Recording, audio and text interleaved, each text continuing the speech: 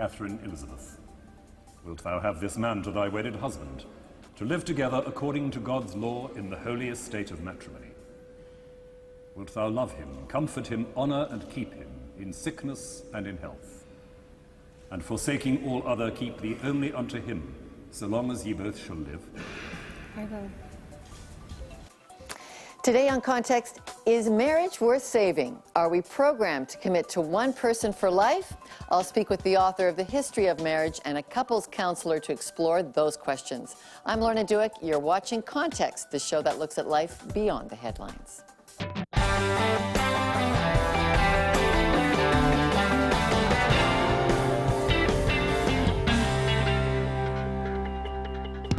Marriage is in the headlines again. A recent scandal involving Republican presidential candidate Newt Gingrich allegedly asking his former wife for an open marriage. An interview with Brad Pitt revealing that he and longtime partner Angelina Jolie have plans to marry and that it means something to make that commitment. For the first time in history, married couples are in the minority, while unmarried adults make up a larger percentage of the population. Cohabitating couples now account for around 18% of all couples in Canada, and that number is increasing. Today, we'll discuss, is marriage still relevant? Let's put it in context. All right, to help us recognize the changing societal views towards marriage and to get a better understanding of why it's happening, we've got two great guests. Elizabeth Abbott wrote the book, The History of Marriage. It's a great book. It's gotten a lot of buzz. And a psychotherapist and relationship expert, Kimberly Moffit, is a popular media spokesperson on couples and family. Welcome, both of you. Thank you. Great to have you here. Kimberly, let's start with you. This marriage industry is growing, $96 billion, I think the U.S. is reporting, but the number of people getting married is smaller than ever. What's going on? Absolutely. So in my practice as a psychotherapist and relationship counselor, what I've noticed is when I look back at all of the couples that I've seen over time, I have never worked with a couple who's waited until marriage to live together. So out of all the hundreds of couples that I've worked with, and individuals as well. So I think what's happening is that everybody these days is living together before marriage. And then the question comes, with these big, expensive weddings that we have, who really wants to go through that to continue on in their daily lives? So couples are asking themselves, do we really want to have this expensive wedding? Maybe we should just wait a couple more years.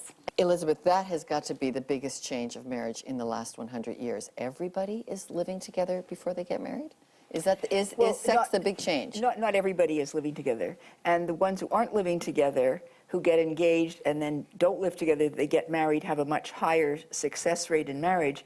And the people who are engaged and then they decide to live together, but they're engaged, they went through all that, they have a high success rate in staying married. So there's a lot about the intention of the relationship and the cohabitation. Why then the increase in cohabitating? What do you think the reason is? It's not just because I don't want a big expensive marriage. Well, I think a lot of couples want to kind of practice being married or practice being in that long-term committed relationship.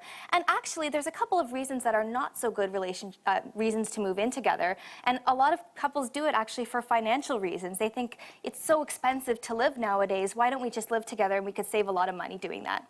Okay, so that's an economic one. Elizabeth, let's go back to you and what you've learned about how we have been changing marriage, because here's, as you've looked historically over it, religion's had a big part in shaping how we think about what a couple should do with their life when they want to get together.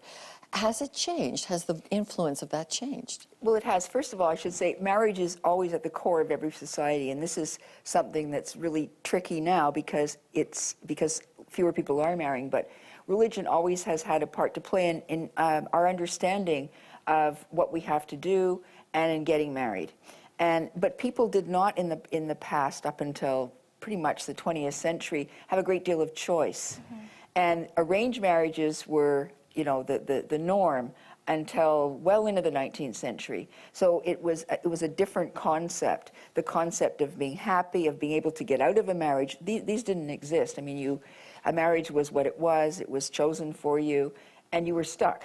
You didn't get divorced because you couldn't get divorced. So. But the attitudes towards all of that, and you know, we rolled that beautiful footage of the wedding everybody watched Yes. between William and Kate, but what probably isn't so well known is they were living together before they were married, and you have the Archbishop of York, the second highest in command of the Church of England, saying, it's like they wanted, I mean, he said it, they want to test the milk before they buy the cow. I couldn't believe it. That's a huge shift for a church leader to just nod that off. Yes, and I think it was very ill-advised, and I think that it didn't even address the real issue. He should have said the sorts of things that we're saying here, and he should have talked about the role of religion.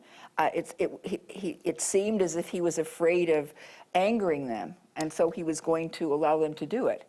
And So. Kimberly, with that kind of role modeling, I guess I must just sound like I'm from the Dark Ages to think that it's unusual that people shouldn't live together before they get married. Well, actually, yeah, I completely agree with you there. But when we do look at the studies, the studies still show us that living together before marriage equals higher divorce rates. So when I speak with young couples, it's very important that they know the risks of living together before marriage. 3 out of 4 kids born to cohabiting parents will see their parents split up. So you see these risks that it isn't, even depression is higher for cohabitating, but everybody's doing it. What advice do you have to them then? What I tell young couples when they're thinking about living together is it's a lot better to move in together with the intention of a long-term relationship. So a good way, a kind of a good segue to that is moving in together when you become engaged.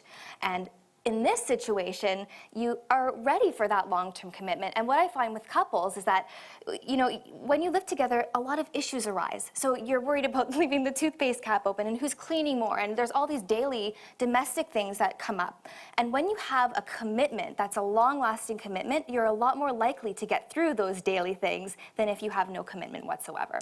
So in my situation, I decided to get engaged before moving in. Okay, Elizabeth, as we look historically at marriage, this is a major shift that society is having this kind of conversation, isn't it?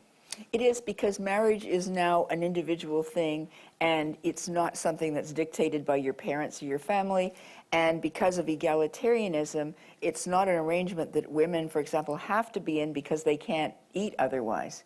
So there's a great deal of choice, and there's a great deal of indulgence in expectation of all sorts of happiness, resolution, and so on in a marriage that is actually... Never used to think that was the only thing that would make it work, happiness. Well, it wasn't even an issue. Even if you hated your husband and you were unhappy, it was like, so what? You're married. You know? Okay. All right, we're going to keep you both here till after the break. Let's carry on this conversation, but we want to find out what you think. Would you advise your children to live with their partner before marrying them? Give us a vote on that. And for you at home, send us your answers by phone, email, Facebook, Twitter. You can leave us a message on the website. So we'd love to know what you think. Be part of the conversation. Our studio audience is going to take a live vote, and we'll have those results when we come back. Plus, is it realistic to commit to one person for the rest of your life? And we'll explore that question next. But this past weekend, we visited a bridal show to speak with engaged couples about their decision to get married. Here's what they said. Are you guys cohabiting right now? No, we're not. Yes. Yes, we've been living together for 3 years now. No. Actually, I had a preference to live together before getting married. Yes, we're living in together. We've been living together since December of last year. Yes, for like 2 weeks now.